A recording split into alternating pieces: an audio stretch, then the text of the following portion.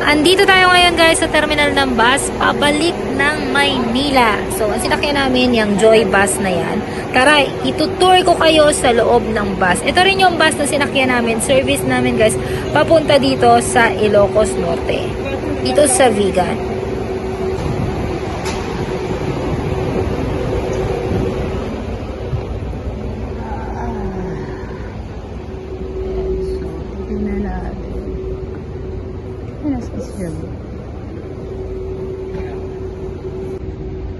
So, pauwi na kami ng Maynila.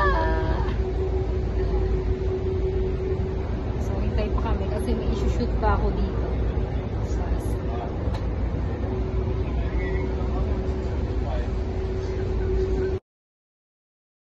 Dito ko nga lang guys makikita yung ganda ng mga tanawin and ng nature pabalik na ng Maynila dahil nung pumunta nga kami, bumiyahe kami guys, is madaling araw, madilim. So, ayan, ang ganda be! Sobrang nakaka-relax and nakakatuwa na nakakakita pa tayo ng mga ganitong tanawin. Dahil pagbalik natin sa Maynila, sa syudad, is back to reality na tayo, puro building, puro bahay. Kaya kung may pagkakataon ka guys, habang nabubuhay, ay sikapin mong makagala at makalibot sa Pilipinas. Para makita mo at masulit mo ang ganda ng kalikasan.